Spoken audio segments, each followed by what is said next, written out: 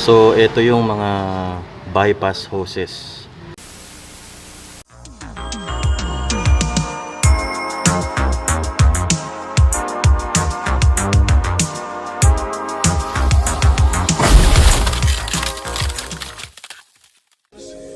What's up guys, Bud TV with another episode para sa inyo. And for this week, Project CRV muna tayo ngayon. I'm gonna give you updates kung ano na yung ginagawa natin sa ating Project CRV. If you could remember, last episode natin sa ating Project CRV, we were able to fix the issue doon sa ating suspension. Kung maaalala nyo, nagkaroon pala ng problema, hindi pala nakasapak yung front shock absorbers natin, kaya hindi siya bumababa. SO4 kasi yung shock absorbers na ginamit natin doon, and kaya pala hindi siya bumaba dahil hindi nga siya nakasapak. So we were able to fix the issue. Napalitan na rin natin yung rear shock absorbers natin, and at the same time naikabit na natin yung ating rear upper Cusco strut bar.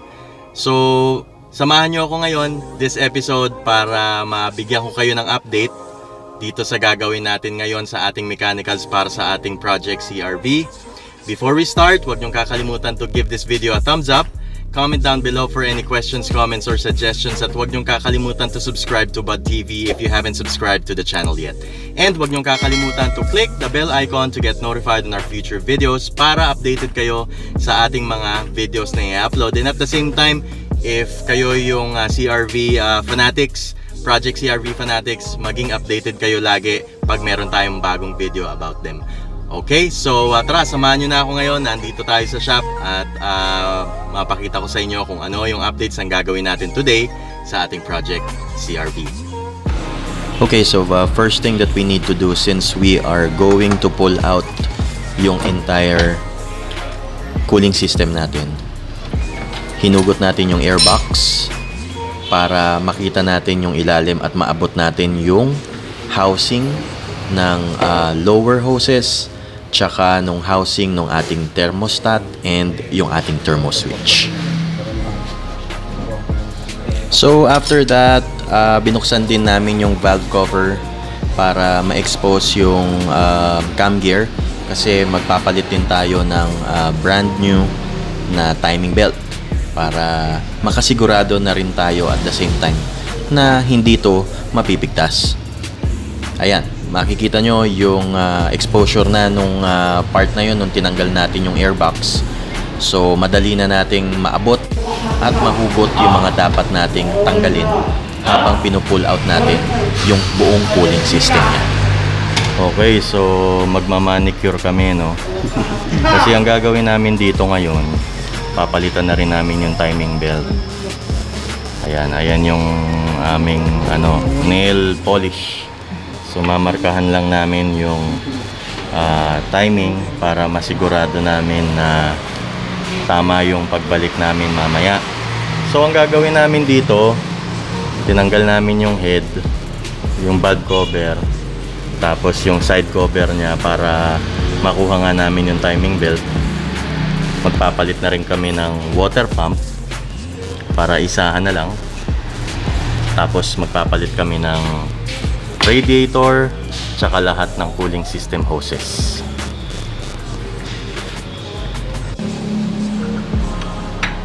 Naku, patay. Naputulan tayo ng tornilyo Okay. So andito na tayo sa process, no, ng pagbababa ng cooling system natin. Una, tinatanggal muna yung hose upper, susunod itong lower, and then yung mga bypass hoses natin na kasama siya dun sa ating cooling system. Ito, ibababa rin natin tong radiator na to para mapalitan natin ng bago.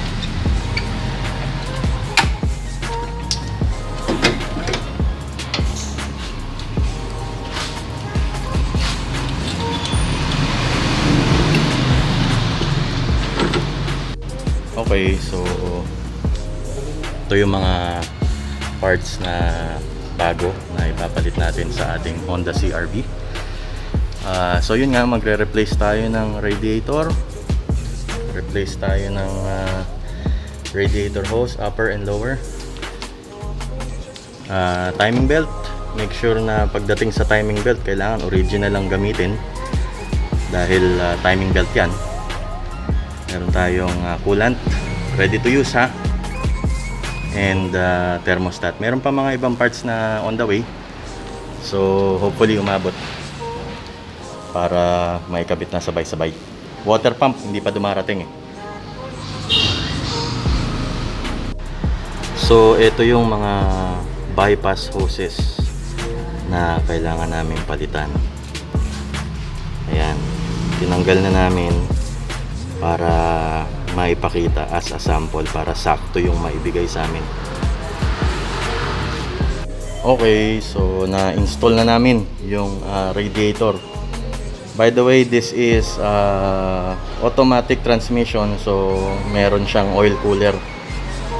Kasi iba yung manual sa automatic eh. So you have to be sure na kung manual ang inyong CRV, dapat pang manual din yung inyong radiator. In this case, automatic to. So ang difference ng automatic sa manual is meron siyang dalawang tubo sa ilalim na pinagdadaanan ng oil cooler. Dumadaan yung langis doon. Pero ang automatic transmission na radiator is pwedeng magamit sa manual. So hindi lang pwedeng gamitin ang pang manual transmission na radiator sa automatic. So yun yung tatandaan nyo guys. Ayan, natanggal na rin yung mga hoses. Yung lower hose na ilinya na dito, naikabit na dito sa radiator side. At dito na lang ikakabit. Eh since kailangan pa natin magbaklas ng thermostat, hindi pa muna na ikakabit dun sa loob. Medyo mahigpit eh. Hindi namin matanggal, so binabaran muna namin ito para matanggal namin. Baka kasi mabasag yung housing.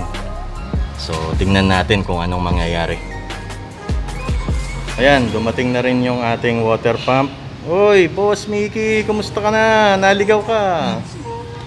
Ito, dumating na yung ating water pump na gagamitin sa ating project CRV and GMB brand. Siyempre, yun naman talaga yung dapat natin gamitin. Okay, always use quality products para hindi sumakit ang ulo. By the way, may kulang kami. Nakalimutan namin kasing umorder ng what do you call this? Ng timing belt tensioner. So ipapahabol namin yung part na yun. Ito naman yung lumang water pump. As you can see, talagang worn out na siya, lumat, kinakalawang na. So it's really time to have this part replaced. This is maintenance part naman talaga. So once na nag-ayos ka ng ng cooling system mo, talagang mas importante at kailangan na rin talagang palitan yung mga ganyang klaseng parts para isahan na lang talaga. Before, medyo alam mo, budget meal, kaya pa isa-isa ng mga panahon na yun. Pero ngayon kasi it's more reasonable kung sasabay-sabayin mo na yung pagpapalit ng mga ganyang klaseng parts. Makakatipid ka na, sigurado ka pa na napalitan mo na yung ganyang maintenance parts. So andito tayo ngayon sa ilalim, dito sa side ng ating timing belt and sa side ng ating water pump. So tinanggal na natin yung water pump, diba? Pinakita ko na sa inyo kanina. And ang ginagawa natin ngayon is we are sanding the lip or yung labi nung ating water pump para matanggal yung anumang klaseng residues na meron dyan. Para pagka kinabit natin yung bago nating water pump, kumapit siya at maiwasan yung mga leaks na maaring mangyari pagka hindi tinanggal yung mga dumi tsaka yung mga umido na naipon gawa ng tubig na umiikot dun sa ating water pump. Ayan. Tinatanggal yung mga additional dumi tsaka mga umido. dahil sa tubig, no, bago natin isalpak yung ating water pump tsaka tensioner.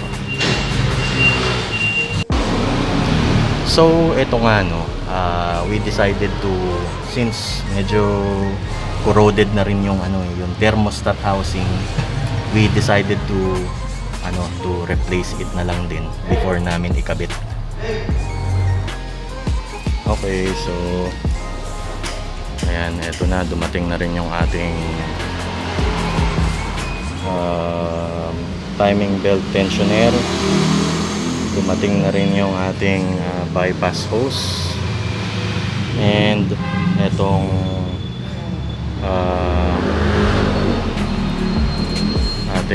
etong isang hose na gagamitin natin para sa oil cooler ng radiator. Bigay na natin sa kanila.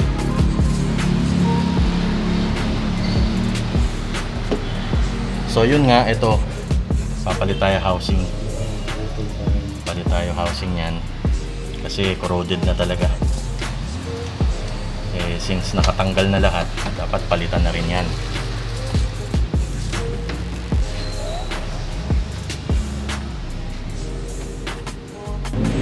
So for the meantime, ikinabit muna namin yung mga hoses para ma-fit din namin at malaman namin kung tama yung aming pagkakakabit.